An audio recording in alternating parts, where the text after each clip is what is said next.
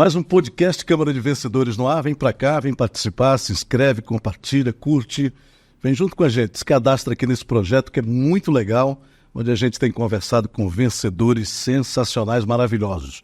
Hoje a gente está trazendo aqui uma escritora, atriz, coreógrafa, gestora pública e produtora cultural. Eu posso, inclusive, dizer que ela é minha amiga. Caramba, tá aqui com a gente Kiki Oliver, minha querida Kissy. Isso eu sempre olho para vocês, sempre penso e sempre vejo. Lógico, né, que aqui nós estamos colocando as questões curriculares, a sua bio, mas eu a vejo como uma bailarina. E por que eu a vejo como uma bailarina? Porque para mim você flutua aqui nessa cidade, viu? Coisa boa. Bem-vinda, querida, bem-vinda. Eu agradeço as palavras e ser bailarina foi o meu primeiro contato com a arte, né? É mesmo? Então é de onde eu vim. A minha primeira formação superior foi em dança. Então eu me sinto lisonjeada porque foi de onde eu vim, foi da dança. Tá aí você isso, viu? A gente olha e vê. Que se você foi a primeira pessoa na vida que me estimulou a querer aprender a dançar. Só que o estímulo acabou aí, eu não fui. Tá vendo? Você lembra que eu fiz contato com você? Eu falei, eu quero ir para as aulas e tal, enfim, né? Eu queria aprender a dançar com a minha mulher, para eu dançar com ela por aí, né? E por alguma razão saiu do radar a ideia e a gente continua sem dançar. Mas isso é mais comum do que você pensa, viu? Assim, eu recebo muitos contatos pela Arte Vida, né, pela escola de dança que eu tenho, eu recebo muitos contatos de adultos, não só que querem aprender a dança de salão por essa questão, eu quero sair com a minha esposa, com meu marido, quero dançar, mas pessoas que ficaram com essa vontade lá atrás. Meu sonho era ser bailarina e a minha mãe falou que não, ou até meninos também, meu sonho era ser bailarina e minha mãe falou que não podia, e aí as pessoas crescem com isso.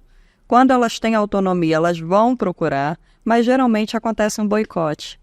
Tipo assim, eu não tenho mais idade para isso, ou eu não tenho tempo, eu não tenho como, enfim. O adulto, ele é ótimo em se boicotar, né? Ele é maravilhoso, né, para inventar suas desculpas, seus pretextos, enfim. Kiss, vamos lá. Você vem de onde? Como é que você descobriu essa cidade? Essa cidade descobriu você? Nós estamos falando de Parauapebas, né, uma cidade encantadora, gostosa.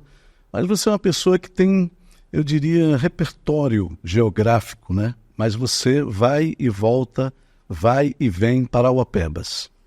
Eu começo a minha carreira nesse mundo no Rio de Janeiro, né? Eu sou carioca. Só que eu sou filha de um homem e de uma mulher extremamente corajosos, eu diria. Meu pai, quando eu nasci, logo depois ele foi para a Argentina. Dessa vez nós ficamos. Quando ele volta, a gente vem para Marabá, porque era assim, na empresa, tem um projeto, quem quer ir? Meu pai falava, eu vou. Então ele sempre teve essa coragem, sabe, de sair. E minha mãe sempre acompanhou ele, sempre falou, não, eu vou também. Então, dois corajosos, né? E aí a gente vem para Marabá, na década de 80, quando a gente retorna para o Rio, acontece uma possibilidade de ir para Moçambique, na África. E estava no meio da guerra, foi uma situação assim, bem peculiar para uma criança de 5 anos de idade. Mas eu lembro muito desse período.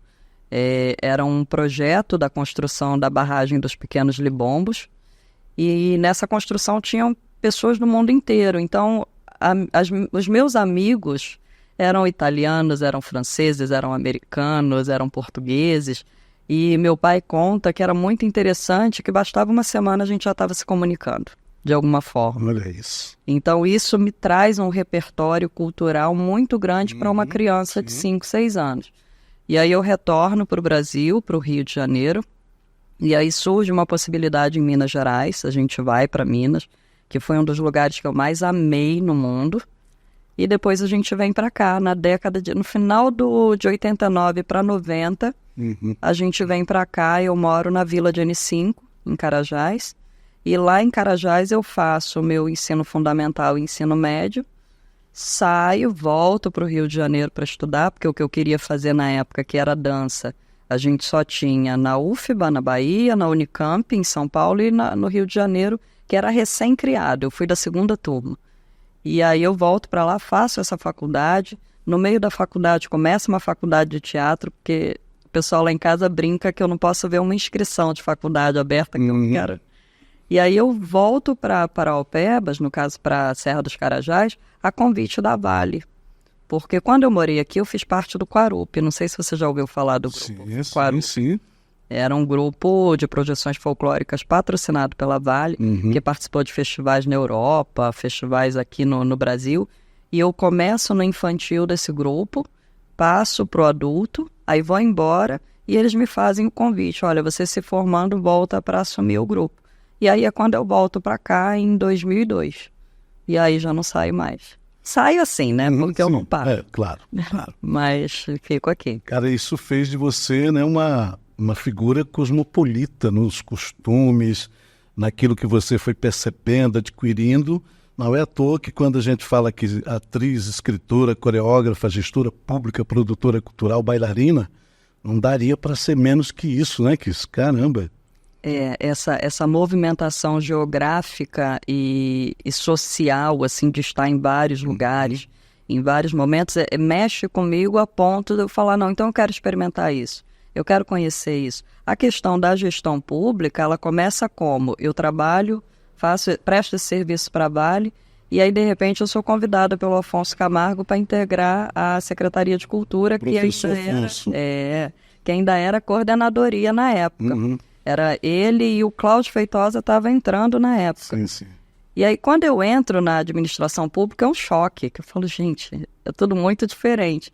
E aí, ao mesmo tempo, a UFPA traz para cá o curso de bacharelado em administração pública. Eu falei, cara, eu vou fazer, que eu preciso entender o que é isso. Então, essa questão dessa quantidade de áreas de atuação, ela vem muito disso. A vida me provoca e eu vou buscar o conhecimento naquilo. Então, é por isso. Eu acho que, inclusive, isso aqui é uma coisa bacana para a gente discutir um pouquinho, porque, geralmente, principalmente artista, ele não tem essa pegada da gestão.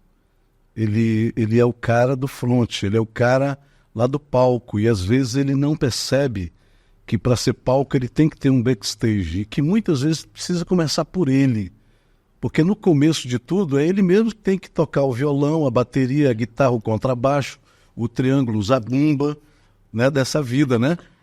Porque se viver de arte, você precisa ser muito artista para isso, é por aí, né, Kiss? Exatamente. Você tem que ir lá, aprender qual o caminho das pedras, para você poder fazer os seus projetos, desenvolver suas ideias e realizar seus sonhos. O sonho doce é de padaria. Esse aqui da vida real não é bolinho, não. Não é bolinho, não, né? Exatamente. Eu vejo isso, eu vejo que a gente tem a pessoa que é muito técnica, que é a pessoa do administrativo, do contrato, do orçamento, e você tem o artista, né? Que é o artista é sonhador. Ele quer subir no palco, ele quer os aplausos e tudo. Então, quando você consegue juntar as duas coisas, aí eu acho que dá bom. E realmente muitos artistas acabam deixando essa coisa de lado e acaba tendo trabalho desvalorizado. Porque exatamente. Se você não sabe dar preço para o seu trabalho, você acaba aceitando o valor que te derem. E se você não sabe onde está o fim do arco-íris, o potinho, porque tá aí, tem recurso, tem grana, tem projetos, tem 1000 coisas que o artista pode buscar dentro daquele segmento que ele desenvolve e ter uma vida, digamos assim, organizada. Confortável não, mas organizada para tocar o sonho, né? Exatamente. Mas você sabe que eu acho que isso também é uma questão de perfil?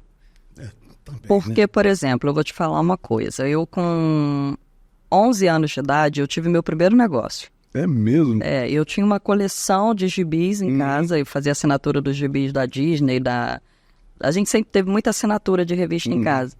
E aí, o meu pai, que também é administrador, falou assim, por que você não faz uma gibiteca? Você aluga teus gibis. A pessoa leva, lê e traz de volta. Que ideia! Só que meu pai também sempre foi muito tecnológico. Então ele falou, olha, mas para fazer isso, você precisa cadastrar todos os seus gibis. Então eu tinha todos os meus gibis cadastrados, qual era o número daquele gibi, a editora, o ano, tudo cadastrado. E aí eu fiz esse primeiro negócio. Logo depois disso, eu comecei a trabalhar na TV Carajás, né? Recebi ali uma coisinha aqui, outra ali, para fazer uns comerciais. Então, eu sempre tive essa noção que eu podia juntar o que eu gostava, no caso dos gibis era a leitura, com um ganho, né? Porque eu vejo que muitos artistas se sentem culpados. Putz. Tipo assim, não, mas eu vou cobrar por isso? É só um quadro, é só uma coreografia, não é só. É só o que você tem para vender.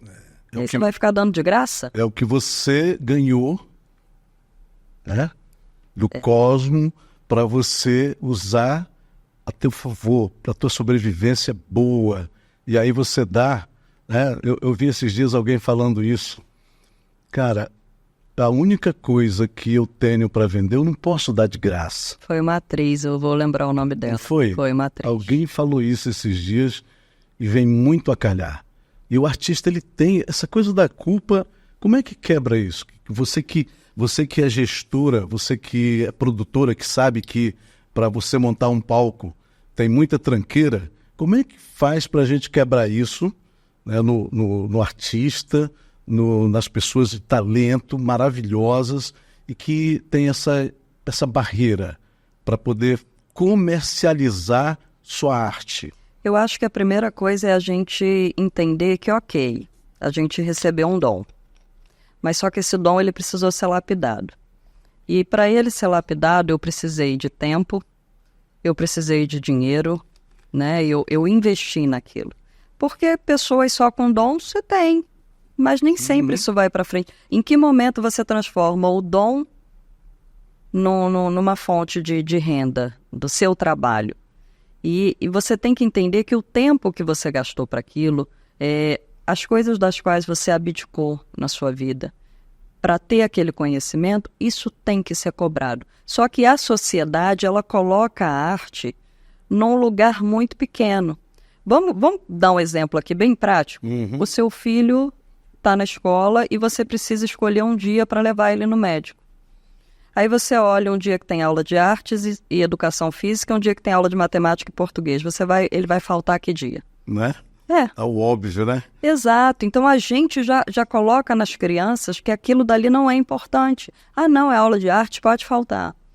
Então a gente cresce entendendo que a arte não é tão importante, que não tem problema se não tiver. Nós não somos um país que investe em cultura de forma a criança entender que é importante ir a um museu, da família entender que gastar dinheiro com o ingresso é um investimento, né? Então a gente cresce nesse ambiente. Então foi bom você ter tocado nessa coisa deste país, porque quando a gente atravessa a fronteira, a pegada é outra. O valor que a arte tem.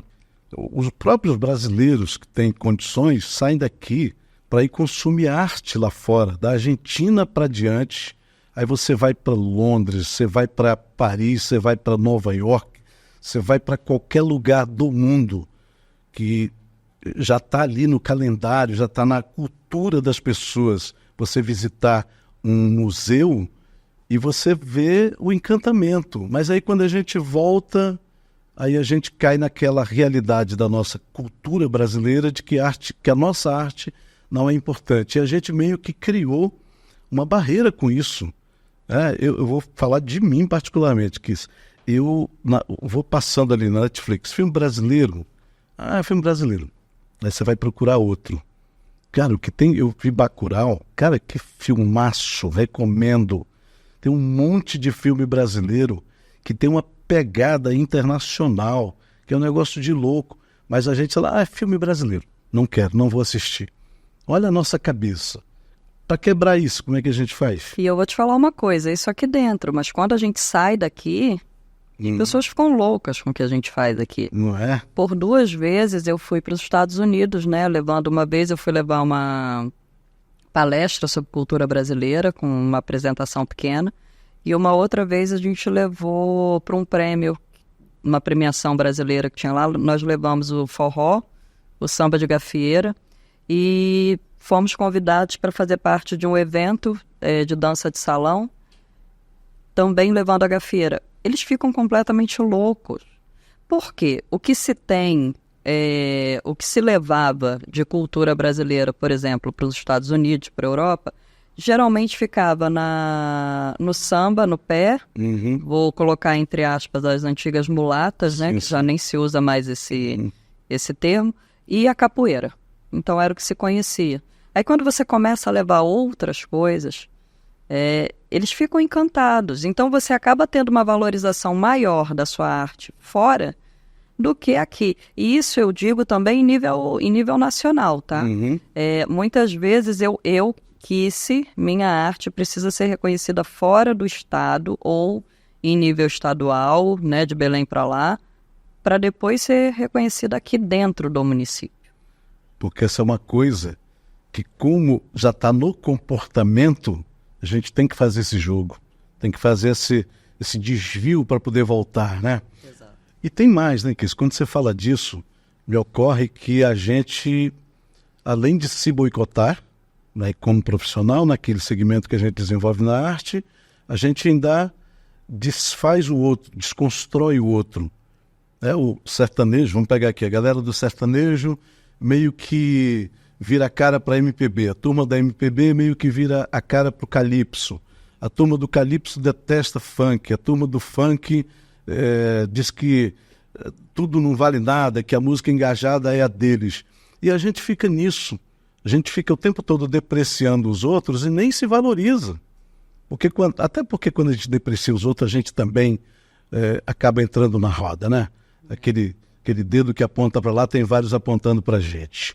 Você falou uma coisa bacana que eu achei muito interessante dentro dessa questão do produzir, do ir buscar o recurso, antes da gente começar aqui o nosso programa, que é uma necessidade que quem tem essa pegada, você falou muito bem que nem todo mundo tem, nem todo mundo quer, às vezes não é da pessoa, né, da personalidade do camarada desenvolver ali uma administração do seu negócio, então ele precisa parceirizar, buscar alguém que o ajude, mas nós estamos entrando num outro patamar em Parauapebas nesse sentido, né? Parece que a gente encontrou um setor que se preocupa com isso e faz muito bem feito o burocrático para ir buscar essas condições, né, Kiss? O produtor cultural de Parauapebas, né, a partir de vários movimentos de formação que vem acontecendo ao longo dos anos, né, formação, como escrever um projeto, como buscar recurso, isso foi muito importante. A gente sabia que era uma coisa que seria a longo prazo que viria os resultados, mas agora a gente tem vários projetos em Parauapebas aprovados, né, em leis de incentivo municipais, estaduais e federais, né? Só agora, para esse primeiro semestre, eu estou com 3 projetos aprovados e 1 pré-aprovado. Então, assim, e assim eu estou vendo, eu olho a lista, eu já vou direto procurar o pessoal de Parauapebas, porque está muito inflamado. A gente ainda tem um caminho grande a percorrer, porque ainda existem aqueles artistas da política de balcão do Pires na mão. Quem está lá na secretaria fulano, aí vai lá fulano, você tem como? Tudo bem, o papel da Secretaria de Cultura é de fomento, né? Mas como que vai ser feito esse fomento? A gente vem de uma cultura, botando em outro sentido, dessa política. Se é meu amigo, eu dou apoio, se não é, eu boicoto. E aí ficavam os produtores culturais no meio disso, né? Quem queria verdadeiramente fazer ficava no meio disso. Quem não se vendia também, né? Mas hoje, quem quer não precisa fazer isso. E agora falando enquanto Secretaria de Cultura, né? Fiz 15 anos agora, essa semana de funcionalismo público e de Secretaria de Cultura. A Secretaria de Cultura, ela hoje está buscando trazer para o município essas políticas de editais municipais, porque a gente já traz, através do Conselho de Cultura, da Secretaria, a gente já traz Lei Aldir Blanc, Paulo Gustavo, essas, né, que acontecem em nível estadual e federal, já existe esse trabalho das equipes para que as pessoas se inscrevam. Agora, o objetivo da atual gestão é trazer editais municipais, porque aí você democratiza. Vai ganhar quem tiver o melhor projeto, né, com maior alcance. E aí você tem que ter talento para isso também, né? Apresentação. Onde é que entra a escritora Kiki Oliver É Oliver. Lúcia Kiki Oliver, com esse Calu Quer Voar. Esse livro que nós vamos mostrar detalhes dele, que é muito interessante. Eu dei uma passada rápida aqui. Ele é um livro que você lê rapidinho, relê mais rápido e vai relendo, se apaixonando e vai gostando. Cara, cheio de insights e de tecnologia, diga-se de passagem. É o primeiro livro, é o segundo, é o terceiro? Onde é que começa aqui? Quarto. Onde é que começa aqui essa escritora? Aqui essa escritora começa aos 15 anos na escola. Eu digo que a escritora, ela começa num... Ai, gente, eu sempre que eu falo isso, eu peço perdão, mas é verdade. Começa num ato de vingança. É? Caramba, hein? Porque o que acontece? Eu sempre fui muito decidida, sabe, Demerval? Sempre fui muito atrás do que eu queria.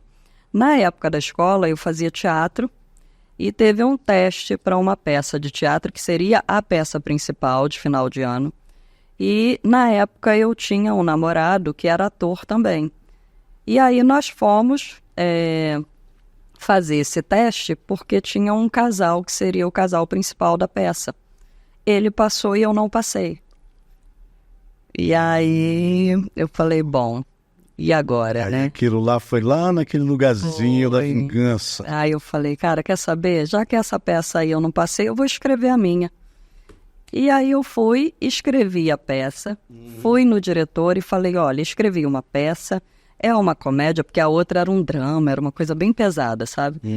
Aí escrevi e vim te mostrar. Ele adorou a peça, falou, pode montar, eu pago o figurino.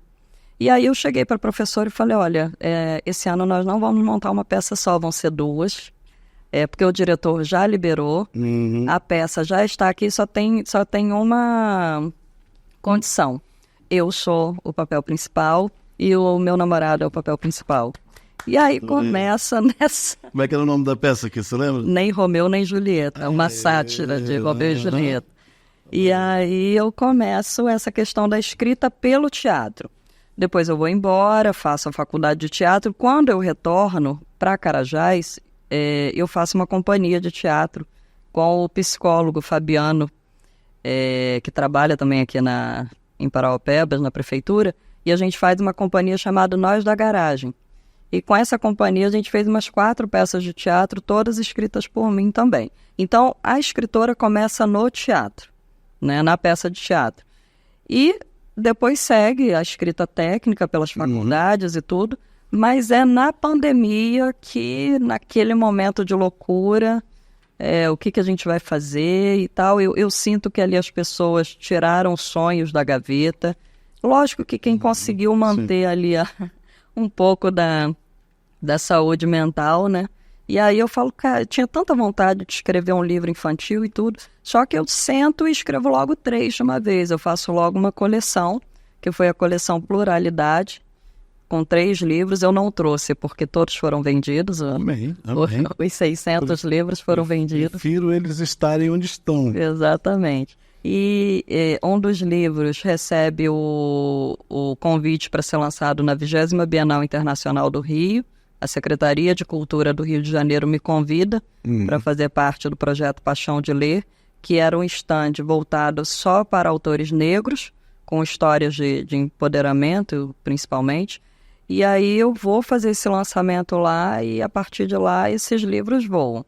E aí eu fiz 3 livros, eu fiz um livro para cada filho meu, né? Um livro falava sobre as questões raciais, principalmente do ser pardo no Brasil, que é essa, né, de que cor eu sou, inclusive é o nome do livro. Minha Família Diferente da Sua e Agora, que eu trago a minha filha mais velha, que é a minha filha do coração, e os diferentes tipos de família que se tem, né, 2 pais, 2 mães, adotivo, criança criada por avó. Então, no universo lúdico, eu trago essas diferenças, mostrando que o que importa é ter amor, não importa a configuração familiar. E o livro sobre inclusão, que é o livro que o meu filho do meio está como personagem, que é inspirado na Companhia Dádiva, que é uma companhia de dança que eu tenho aqui, em parceria com a APAUT. Desde 2018, hoje nós temos 13 bailarinos com deficiência, já há mais de 5 anos trabalhando juntos. Então, esse terceiro livro é em homenagem a eles. E aí eu começo essa aventura do Calu, né? Nesse momento que eu começo a trabalhar as questões raciais, que eu me descubro como uma mulher negra. Já já a gente entra nisso aí, porque que faltou filho, né, para homenagear. Para quem é esse livro ou não? Não, esse é esposo. Não, tá bom, 3 filhos, tá ótimo. Faltou filho, entrou o esposo na homenagem. Que bacana. Exatamente. Caramba. E por que você faz uma homenagem ao teu esposo nesse livro, Calu Quer Voar? O Ícaro, que é o meu esposo, ele é chamado de Calu pela família dele. O pai dele trabalhava na Infraero, aqui em Carajás. Então ele foi uma criança que cresceu no aeroporto, né? Então desde muito cedo ele tinha esse sonho da aviação, de ser piloto de avião. E aí quando nós nos casamos, ele falou para mim, ele falou, eu trabalho, tá? Ele fez contabilidade, né, e tudo, mas ele falou, o meu sonho é voar, é o que eu quero fazer. E a gente conseguiu a muito custo, porque é muito cara essa formação. Sim.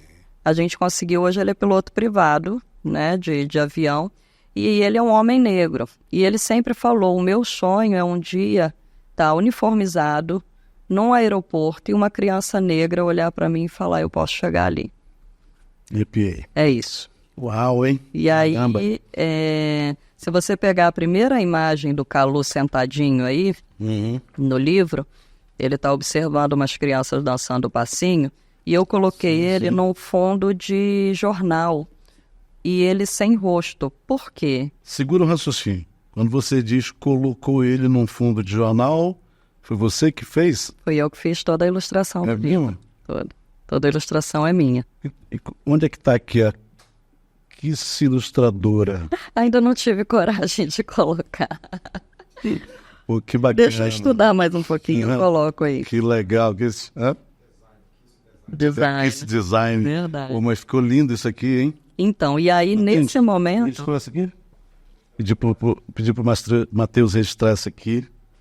Nesse momento aí, eu faço uma crítica social, né? Porque o menino negro sem rosto na folha de jornal, né? Com uma tarja nos olhos, ligado à violência, ao crime, a tudo que não é bom, é o que a gente mais vê. Então, nesse primeiro momento, eu coloco ele aí, mas logo eu já vou tirar ele daí, porque não é aí que ele vai ficar. Exatamente. Né? Essa criança, ela tem direito ao sonho, a poder ter condição de ser o que ela quiser. E é isso. Maravilhas. Esse livro, eu disse aqui na abertura que ele tem um envolvimento tecnológico que eu achei muito legal. Testei. Antes da gente começar o programa aqui, eu testei e adorei.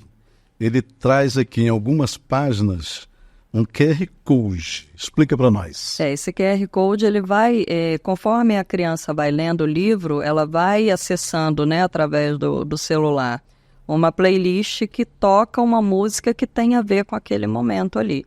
E o Calu, ele vai dormir, ele vai voar no avião dele, nos sonhos dele, e ele vai viajar pelo Brasil. Então, em cada lugar que o aviãozinho dele pousar, ele vai tocar uma música referente àquela região. O prefácio desse livro é escrito pela Daniela Fontan. Queria pedir aqui, inclusive, para destacar uma frase. Ela abre o seguinte: sonho, um outro você que fica acordado enquanto você dorme.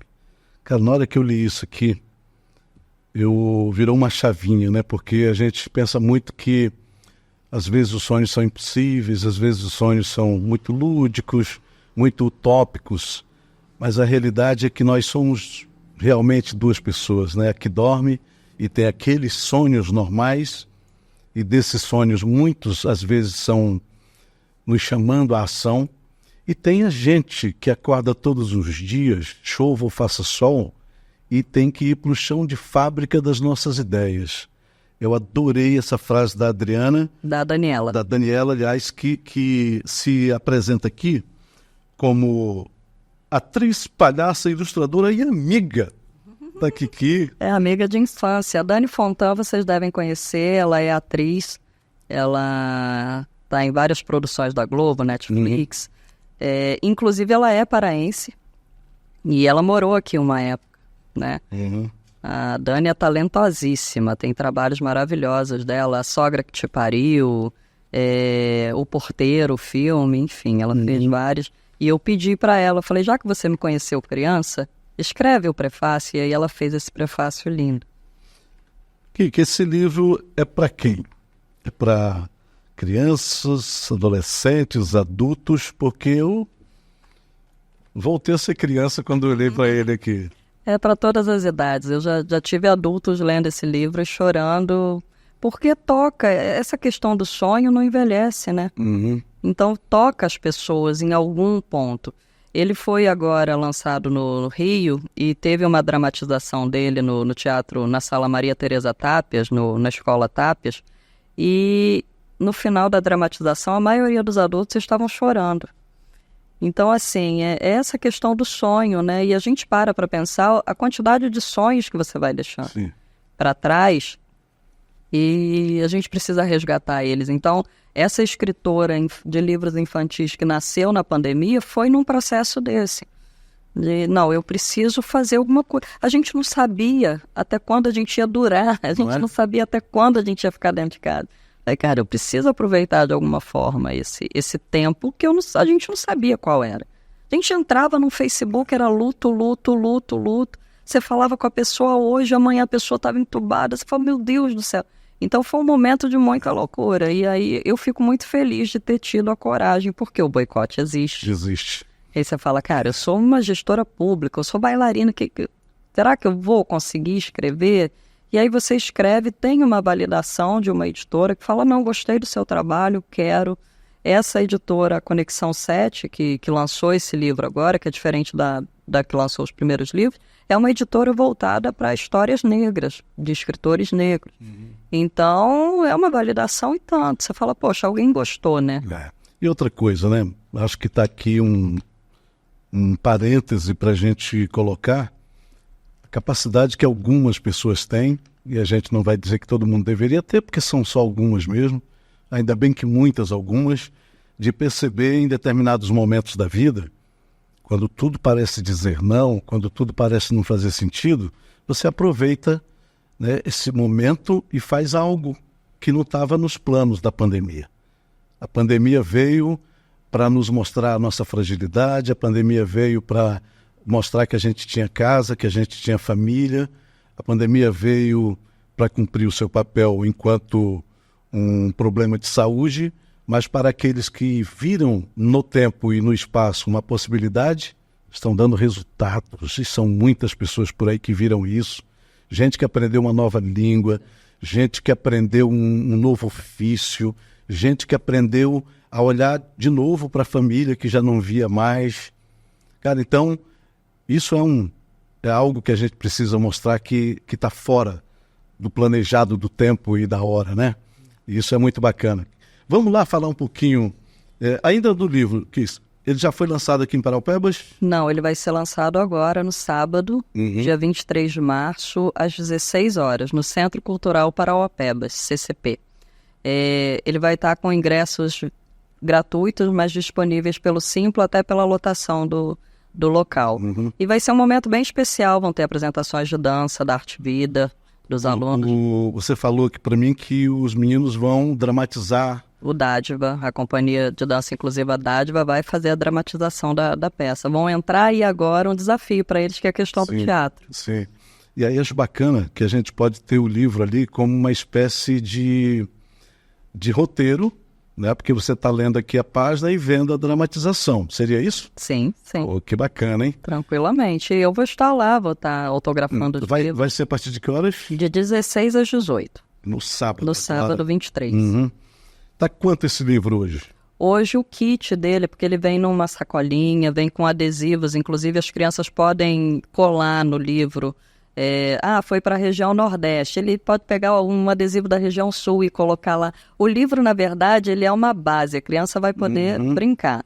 Esse kit vem também com um marcador de livro e um calendário, e está custando R$60. Perfeito, tá ótimo.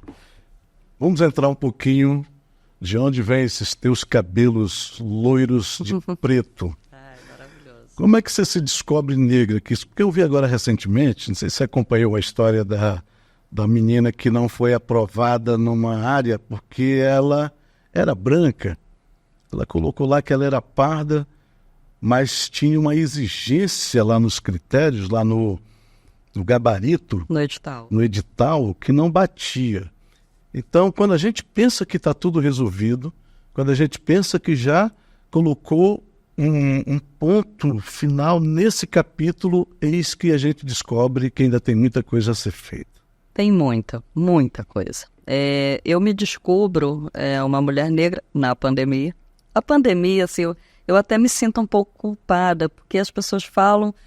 lógico, eu estou fora da curva, eu não perdi ninguém na pandemia. Não me faltou nada na pandemia. Então, assim, eu realmente entendo que foi um lugar de privilégio na pandemia. Mas que eu poderia ter pirado também, poderia, né, ter me entregue, enfim. Mas nesse momento da pandemia, uma amiga lança um vídeo falando sobre a questão do ser pardo indígena, que ela, como uma mulher parda indígena, ela ficava naquele lugar sem saber onde ela estava.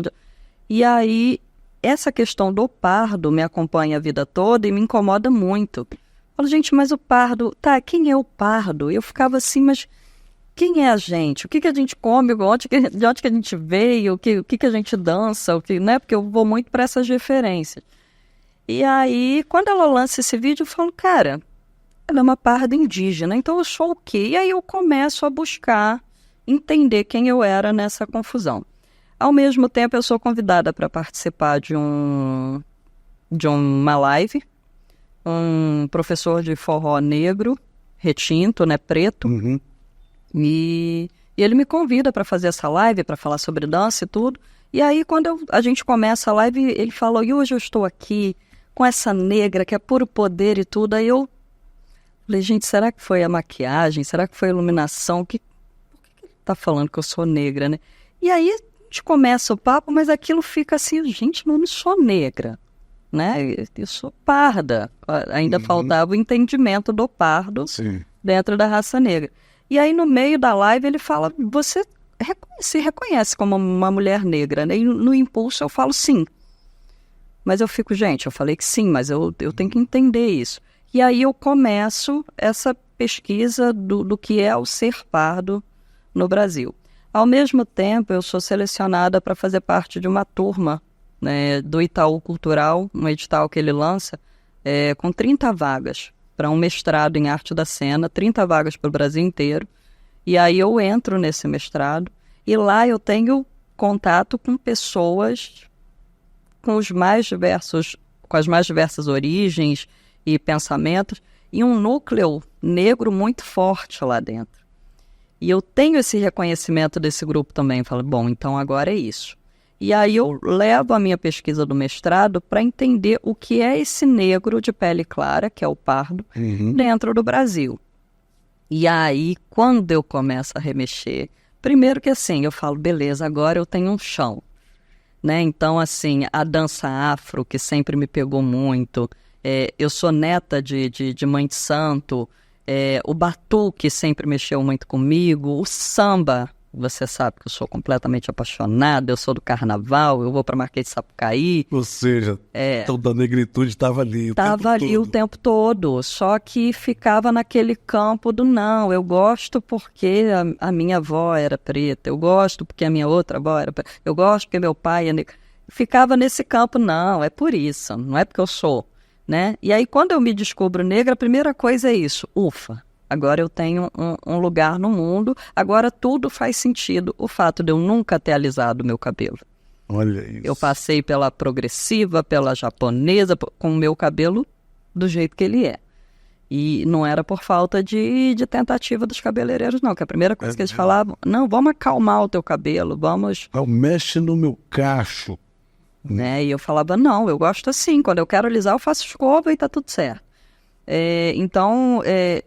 eu me descubro ali naquele momento. Falo, bom, agora eu preciso entender essa bagunça, que é o que eu fiz a vida inteira. Um desafio, vou entender. E aí eu levo a minha pesquisa de mestrado toda para esse campo. Aí eu publiquei um artigo científico na UESB, que é a Universidade Estadual do Sudoeste da Bahia, falando exatamente sobre isso. Onde começa essa questão do pardo, que a gente tem que ir lá para trás, lá no pós-abolição, lá na época da abolição, né? Na época da escravidão também, porque vem da violência. A nossa cor, ela vem da violência. Ela não vem do amor entre um branco e uma negra. Ela vem da violência, né? A gente não pode negar isso. E o que isso implica? Porque eu, enquanto uma mulher parda, Demerval, o que eu tenho que entender é que eu tenho privilégios em relação a uma mulher preta. É disso que nós vamos falar já. Mas eu tenho que entender que esse meu privilégio é flutuante, porque eu não vou ter ele em relação a uma mulher loura do olho azul. Ou seja, né, de qualquer modo, você vai ser detectada. Exatamente.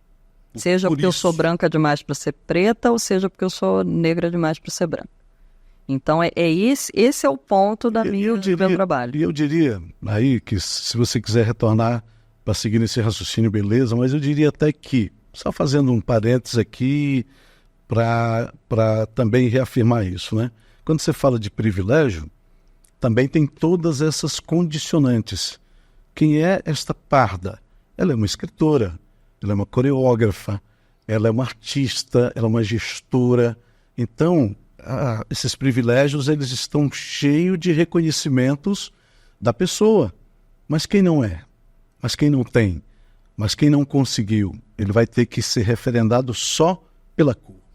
Na verdade, é o seguinte, Demerval, eu diria que quanto mais a cor da pele tende ao branco, maior vai ser o privilégio. E eu vou te dar um exemplo disso. De repente, nem tanto por essas questões de ser escritora, de ser... Nem vou dizer isso. Você pega uma pessoa... Vamos pegar um branco e um preto, tá? Um preto da pele retinta e um branco que nasceram na mesma comunidade, estudaram na mesma escola pública, os pais têm o mesmo emprego, o mesmo salário, eles têm a mesma condição. E eles vão seguindo, eles vão subindo. A chance do branco, mesmo tendo saído do mesmo lugar daquela pessoa preta, chegar mais longe, é maior, pela cor da pele. E experimentos já mostraram isso. Vários experimentos já mostraram isso. Às vezes a gente fica aqui, muito mimimi, muita discussãozinha, muita ideologia envolvida, mas a realidade é essa. É essa, e não dá para negar. Mas só que para você entender essa realidade, você precisa estudar. E aí a maioria não quer. Quer pegar ali a notícia pronta, a mentira pronta ali no WhatsApp e passar para frente. Então, assim, eu não posso negar que existe esse privilégio. Mas eu, por exemplo, já perdi papel numa produção de teatro no Rio, de uma família importantíssima, e o produtor falou para mim, você foi a melhor. Só que a fulana, que era a Paquita, ela está entrando agora na carreira de atriz. Então, assim, ela vai dar mais público pra gente. Então, naquele momento, eu não tive o privilégio. Mas, provavelmente, em outros momentos, em relação a mulheres pretas, eu posso sim ter tido esse privilégio. Mas esse lugar, esse meio do caminho, ele existe, ele precisa ser validado e ele precisa ser entendido. Por quê? Eu faço todo esse trabalho. Aí eu me entendo enquanto uma mulher parda. Eu entendo que lá na década de 60, o MNU falou, vamos lá, pardos, junto com a gente, vamos, porque nós sofremos em graus diferentes, mas as mesmas coisas. E aí você tem a raça negra composta pelos pretos e pardos, né? 56% da população. Aí faz todo esse trabalho de que, olha, você tem que se entender como uma pessoa negra, porque você é fruto dessa miscigenação ainda que violenta, mas que vem lá de trás. Aí a gente vai e se integra. Aí a gente chega numa banca de heteroidentificação de uma faculdade, não, você não é. E aí, entendeu? Então, assim, o problema ele está em vários lugares. A gente vai precisar entender. Existem as bancas. Mas, por exemplo, o menino que foi negado na USP, ele falou, a banca só tinha pessoas brancas. Como que você faz uma banca de heteroidentificação só com pessoas brancas? Se isso está lá, né, no troço lá que vai aprovar, se isso está lá, como é que você vai ter um olhar para isso que está tão sublinhado ali, se as pessoas não têm essa capacidade de enxergar isso? Mas a gente tem que saber também o seguinte, tem muitas pessoas brancas que se usam dos esquemas de cota também. Aí o cara faz um dread, um bronzeamento né? Artificial. Aí tem o narizinho mais larguinho e passa e entra. Né? E às vezes a pessoa que verdadeiramente é uma pessoa parda, um negro de pele clara, não entra. Então, assim... Essa questão da cota, ela é algo que surge exatamente não para privilegiar, né, uma, entre aspas, minoria, mas para oportunizar, porque o preconceito existe. Não é porque vamos tirar alguém que passou num teste, alguém que foi aprovado, que teve a nota máxima, e colocar alguém que não teve só porque tem uma determinada cor. A questão não é essa. É porque como existe o preconceito e vai prejudicar aquela minoria, essa minoria precisa ser olhada de uma outra maneira. Isso te leva para uma ideia de lutar, de brigar e de fazer isso ser notado. Isso. Você vira uma ativista da causa. Como é que é isso? Exatamente. Eu sempre tive uma facilidade muito grande com o vídeo, com a câmera, sempre, né? Que começa lá na TV Carajás com o Jorge. Sim. Eu falo que o Jorge foi o meu primeiro chefe. E eu sempre tive essa facilidade do falar para a câmera, em público. E aí eu começo, ao mesmo tempo que eu estou aprendendo, que eu estou entendendo, eu falo, gente, tem mais gente com essa dúvida, não sou só eu. E aí eu começo a fazer vídeos, né, para a internet nessa pegada. Agora é o seguinte, Demerval, não é fácil não. Tem dia que eu acordo com 50, 60 comentários me xingando de tudo quanto é nome. Caramba! Tipo assim, mas você não é preta? Eu falo, não falei que eu sou preta, eu nem posso falar que eu sou preta, eu sou negra, né? Então, ao mesmo tempo que você consegue atingir as pessoas que estão querendo entender também, a internet ela deu voz para todo mundo e direito para qualquer um falar o que quiser. Então, assim, tem vezes que não é fácil, mas nunca achei que fosse ser, então não... Tá tudo certo. Tá tudo certo. Tudo bem. Inclusive, agora eu vou lançar um dos editais que eu fui aprovado, foi na Paulo Gustavo. Eu vou lançar agora o De Repente Negra, que é o nome do meu trabalho final de mestrado, que eu já vou defender agora, início de abril. É o De Repente Negra, escurecendo os fatos. Nós vamos escurecer os fatos, né? Não vamos esclarecer, vamos escurecer os fatos. Entendi. E vai ser uma série de 10 vídeos para as redes sociais, Ótimo. só de letramento racial básico. O que é o letramento racial básico? Primeira coisa, existe a raça negra. Quem está dentro dela? Os pardos e os pretos. Quem são os pretos, quem são os pardos, quais são os números. Vai ser bem básico mesmo, sabe? Vão ser uma série de 10 vídeos que eu estou lançando agora pela Lei Paulo Gustavo. E o nome já dá filme, né? Já dá, o nome né? dá filme. Ficou ótimo, né? Ficou ótimo. E De Repente Negra, que eu coloco uma interrogação. Será que foi de repente mesmo que eu virei negra? Né? Acho que não. Joel e eu somos adeptos de uma frase que diz o seguinte: de repente sim, do nada não. Né? Não foi do nada que esse troço veio, mas quando acontece é de repente. É de repente. E aí também é o nome do meu próximo livro, que aí eu já vou sair do infantil, já vou para essa pegada que vai ser exatamente essa contar como foi essa descoberta, porque eu sei que ali na leitura daquele livro a gente pode deixar revelação racial para um monte de gente, né? Tipo assim, nossa, então peraí, será que eu também sou? E é engraçado porque teve um vídeo meu que viralizou agora, ele tá com quase 40 mil visualizações. Pra gente que tem 2, 3 é viralizar, sim, né? Sim. Que eu fiz uma brincadeira com aquela trend, eu sou não sei o quê, então é lógico que eu sou... E aí eu sou uma mulher negra de pele clara e é lógico que os portões de Wakanda se fecham pra mim. Eu fui fazendo essa brincadeira. E aí teve um cara que comentou assim, se você é negra, eu também sou. Aí eu fui lá no perfil dele, aí voltei e falei, olha, desculpa ser eu a te revelar isso. Mas você é?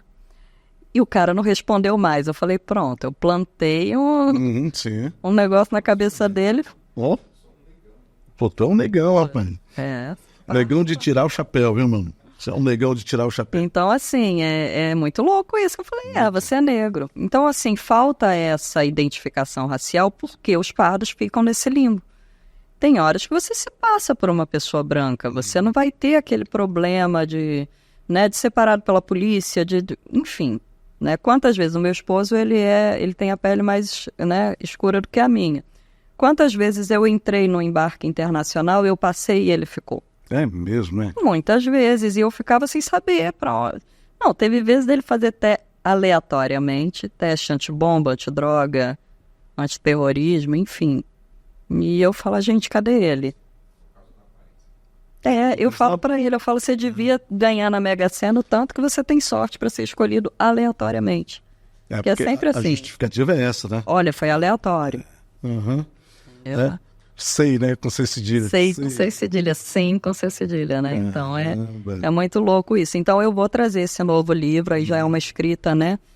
Não é o infantil, mas é o De Repente Negra, né? E aí vamos ver. Cenas dos próximos capítulos. Agora o bacana é quando o problema encontra uma pessoa que soluciona. Quando a causa encontra um herói. Quando a guerra encontra um lutador. Isso é muito bacana, porque você fez aí dos seus angus uma receita linda. Você está transformando isso o tempo todo em alguma coisa muito legal, ajudando outras pessoas, chamando, porque você descobrir que você é negro, que você é preto, que você é pardo, porque você não passou lá no teste que você fez, é traumatizante. Né? A gente acompanhou o caso do rapaz e da moça lá, aquilo virou notícia e não foi à toa, porque eles já sabiam, logicamente, colocaram ali, e lá no caso dessas duas pessoas foi o contrário, disseram que eles não eram, né? Para não dar a vaga. Né? Inclusive, uma das faculdades era da Bahia. Né? Se não me engano. Da menina eu não sei, eu sei o do menino da USP. Depois você vê o da menina, acho que era da Bahia a faculdade. E ali foi para negar aquilo que eles já sabiam que era. Como é que fica a cabeça de alguém dentro desse debate daltônico, se você é azul, verde, amarelo, branco, vermelho, preto, como é que fica isso? Olha, Demerval, já é muito difícil. Muitas pessoas me acusaram, olha só, para você ver a que nível que chega a doença social. Muitas pessoas falaram, agora você é negra porque está na moda, né? Mas, gente, vocês têm certeza que alguém em sã consciência, num mundo extremamente racista, num mundo onde mais se mata pessoas negras, você acha que alguém em sã consciência... acordei hoje. Você é negro. De repente, negra. De repente, negra. Vou ali passar uns constrangimentos. É tão bom, né? Cara, você tem certeza disso? Então, assim, esse autorreconhecimento já é difícil. Quando você consegue fazer, que você toma posse daquilo e fala, não, é isso. Aí vem alguém de fora e fala, não, não é não. E olha só, a loucura nesse meu último vídeo foi tão grande, tão grande. Eu fui bombardeada com tantas coisas que eu procurei a Bárbara Carini, que é o perfil Uma Intelectual Diferentona. Quem não segue, siga. Ela é autora do livro Como Ser um Educador Antirracista e agora, se eu não me engano, é alguma coisa ligada a estudante negro, o novo livro dela. E ela é pós-doutora. Então, assim, eu falei, cara, eu vou mandar uma mensagem para ela, eu vou falar o que está acontecendo. E aí eu mandei para ela, falei, olha, eu fiz um vídeo falando que eu era uma negra de pele clara e tá todo mundo falando que não. E ela virou para mim e falou assim, você é uma mulher negra, ponto. Você não precisa falar que é de pele clara. E aí, assim, eu precisei dessa validação de uma pessoa negra, falar assim, não, você é. Então, assim, a loucura é muito grande. E aí vem uma banca e fala, não, você não é. E todo o trabalho que você fez para aquilo, sabe, para aceitar. Porque não é fácil, é o que eu estou te falando. É um país racista, sim. O Brasil é racista. E a gente não está falando, né, que quando entra nessa história de racismo, de preconceito, dessa coisa irônica, irreverente, jocosa do brasileiro, do meu neguinho. Nós não estamos falando dessa coisa do cabelo sarará, nós não estamos falando disso, nós estamos falando de algo que vai para muito além, que prejudica a sua carreira, que traumatiza a sua alma, que enclausura seus sonhos. Essa coisa da gente estar brincando aqui com... é outra história, isso... Isso vai depender muito da sua relação da sua relação com a pessoa. Nós estamos falando aqui de um racismo institucionalizado e enraizado, que quando você bate lá, você é prejudicado. Você sente que você foi prejudicado, que você foi avaliado para baixo, no sentido negativo. E aí muitas pessoas vêm e falam assim, mas aí me chamam de palmito. Isso é racismo reverso. Eu falo, realmente, se chamado de palmito, vai fazer a polícia te prender de repente sem você ter culpa, né? Porque você é um palmito. Vão te seguir na loja achando que você vai roubar alguma coisa. Você tem certeza que esse racismo existe? Primeiro, quando você vai buscar o reverso no dicionário, significa que é algo que está fora da ordem natural. Então, quando um branco chega e fala assim, racismo reverso... Logo não existe. Não, logo está vindo na ordem inversa. Se está vindo na ordem inversa, qual que é o natural? Vir do branco para o negro. Fala, gente, vocês não têm nem noção do que vocês estão falando. Caramba. Quando você fala racismo reverso, significa que está fora da ordem. Se está fora da ordem, a ordem natural é vir do branco para o negro. Pronto, aí eu já termino com 80% do falatório. Né? E não te prejudica em nada ser branco. Em nada. Vai te prejudicar outras coisas. Ser cara de pau, ser sem graça, ser outras coisas. Mas ser branco... Eu pensando que todas as vezes que eu era seguido na loja, é porque a pessoa estava dando um bom atendimento. Ó. Vim descobrir hoje aqui que na realidade o cara segue esse negão aí, tá a fim de roubar aí, pô. É complicado. Eu passei por uma situação agora, num evento que eu participei, eu fui aprovado em primeiro lugar na área do editorial de toda a região norte para participar de um evento do Ministério da Cultura. Fui para lá super feliz, sabe? Tava lá assistindo rodas de conversa maravilhosas, galera da Funarte, do MINC, muita gente de fora. Inclusive, os meus primeiros livros tiveram um convite para serem lançados em espanhol por uma editora argentina. Então, assim, foi muito bacana. No último dia, estava tudo indo muito bem.